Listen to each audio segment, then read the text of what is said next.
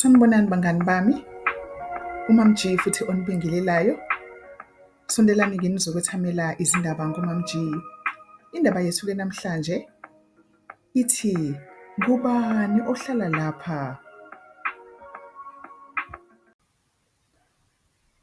Uyawabona amanzi?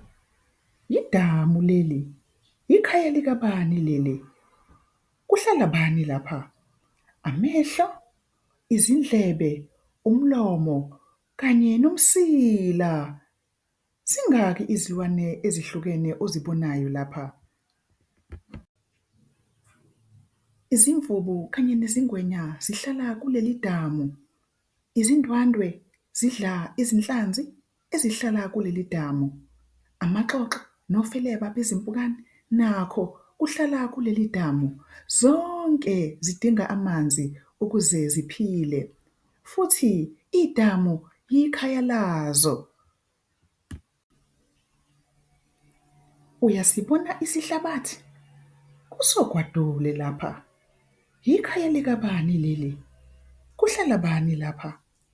Amehlo, izindlebe, izimpondo, igobolondo kanye nomsila. Zingaki izilwane ezahlukahlukene ozibonayo? Ochakide nofezela kuhlala ogwadule. Amabhubesi adla izinyamazane zasogwadule. Izimfudu namahlokohloko kuhlala khona nakho.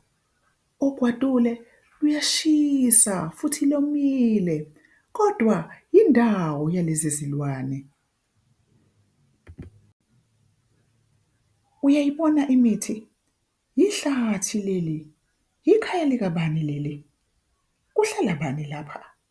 Amehlo, izindlebe, izimpondo, umlomo kanye nemisila eminingi. Zingaki izilwane ezahlukene ozibonayo lapha? Izinkawu nezingungumbane zihlala ehlathini. Amahlosi adla izimpunzi ezihlala ehlathini. Onwabu namagwalagwala aluhlaza okotshani zihlala khona. Ihlathi yikhaya lazo. Buka ibalazwe laseNingizimu Afrika. Zonke izilwane ozibone kule ndaba ziphila ezindaweni ezahlukahlukene eNingizimu Afrika. Ungasho ukuthi isilwane ngasinye osibonile kule ndaba sitholakala kuyiphi indawo? ZingezaseMzansi, kanti sihlala khona nathi kuleli zwe lakithi iNingizimu Afrika yethu.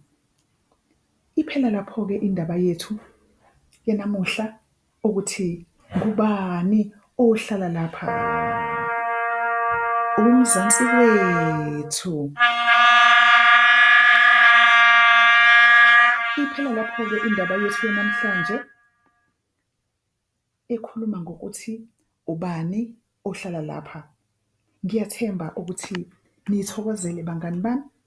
Le ndaba-ke icashunwe yashicilelwa abashicileli abaloba izindaba abazilobela ibanga lesithathu.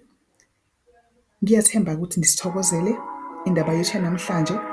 Nangokuzayo-ke futhi niphinde nisondele nizolalela izindaba ezixoxwa nguMam G.